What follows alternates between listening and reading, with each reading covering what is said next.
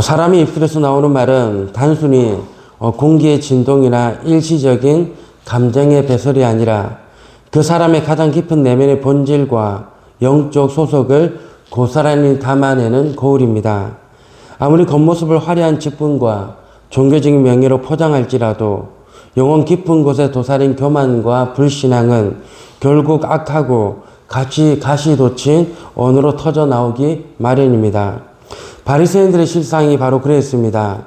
그들은 하나님을 가장 잘 안다고 자부했으나 성령의 권능으로 귀신이 쫓겨나고 생명이 회복되는 역사 앞에서 악의 참말로 성령의 일을 사탄의 역사라 모독했습니다. 이에 예수님은 엄중한 심판의 잣대를 들이대시며 인간이 뱉은 말 한마디가 마지막 날 최종 심판의 근거가 될 것임을 선언하셨습니다. 천국 복음은 위선적인 겉모양을 치장하는 종교 놀이가 아니라 성령의 손길로 내면의 본질적 변화를 받아 의롭고 진실한 언행의 열매를 맺어나가는 삶의 현장입니다. 오늘 말씀을 통해 내 언어의 열매를 정직하게 돌아보고 입술의 모든 말로 예수 그리스도를 시인하며 하나님의 나라를 확장하는 결단의 시간이 되기를 진심으로 소망하며 바랍니다. 첫째는 거부의 한계를 말하고 있습니다. 성령의 감동을 거스리는 완악함을 즉시 회개해야 됩니다. 예수는 성령 역사를 모독한 바리새인들을 향해 사람에 대한 모독죄와 모독은 사함을 얻되 성령을 모독하는 것은 사함을 얻지 못하겠다고 무서운 영적 선언을 감행했습니다. 성령을 모독하는 것은 몰라서 짓는 실수가 아니라 하나님 나라의 능력을 명백히 보고도 기득권을 위해 의도적이고 악의적으로 거부하는 완고한 거역들을 담고 있습니다. 사실 성령에 관한 이 성령 모독죄, 이 성령 모독죄는 아직까지 신학적으로 주석으로 완성되어지지 않았습니다. 성령의 모독죄가 딱 이거다라고 정의 내릴 수 있는 영역이 사실 아닙니다.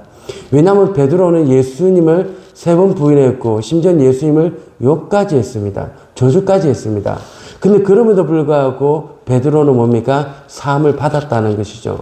아마도 성령 모독죄라고 이렇게 정의를 내리는 이 영역들은 아마도 회개하지 않는 영에 관해서 아마도 하나님을 끝까지 저주하거나 주의 성령의 그 모든 것을 귀신을 치부하는 그 일들을 내뱉고도 그럼에도 불구하고 회개하지 않는 자들을 향해서 아마도 그렇게 말하고 있지 않나라고 이렇게 신학자들이 말하곤 합니다.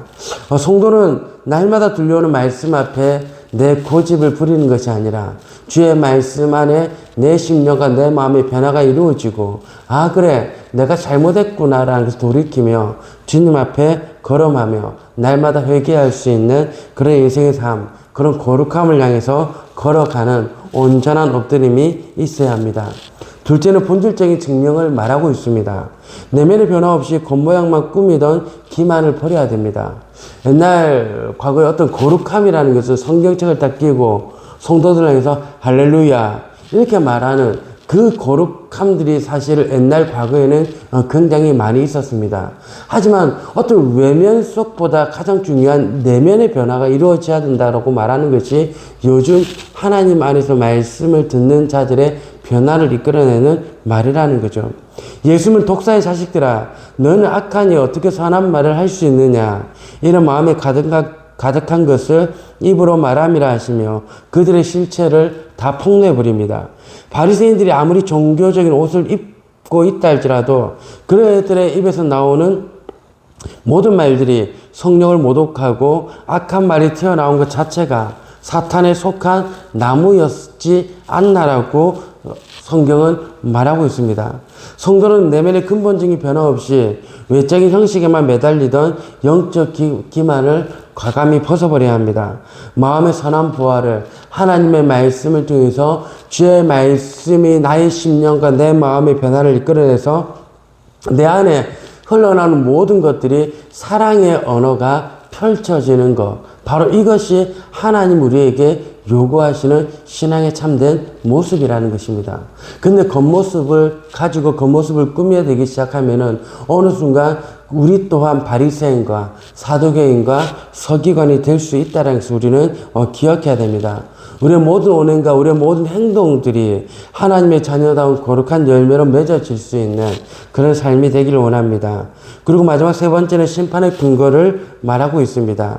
말의 무게를 기억하고 경솔한 언어를 파수하라고 말합니다. 예수님은 사람이 무슨 무익한 말을 하든지 심판날에 이에 대하여 신문을 받으리니 내 말을 의롭다함을 받고 내 말로 정죄함을 받으리라 선포했습니다. 우리가 아무 생각 없이 경솔하게 내뱉은 추잡하고 거짓된 무익한 말들은 마지막 날 하나님 보좌 앞에서 고스란히 신문을 받게 된다라는 것이죠. 하지만 이 심판을 받는 이 심판의 영역은 하나님의 자녀가 아닐 때 심판을 받는 것입니다.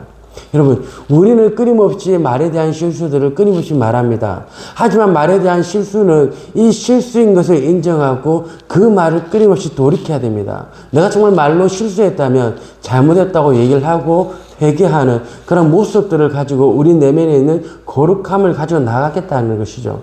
그렇게 이렇게 심판하겠다라고 예수님이 말씀하시면 귀 있는 자가 하나님의 말씀을 듣게 되면 어떤 반응이 일어나야 됩니까? 내가 잘못했습니다. 정말 내가 예수님의 말씀을 따르지 못했습니다. 라는 반응이 나와야 됩니다. 하지만 바리새인들은 끊임없이 예수님이 그렇게 독하게 말을 함에도 불구하고 그들은 뭡니까? 자신들의 기득권을 내어놓지 않고 그 기득권을 지키는 일들 속에서 매몰차게 성령의 거룩한 사역들을 모독하는 행위조차도 서슴없이 하고 있는 것입니다.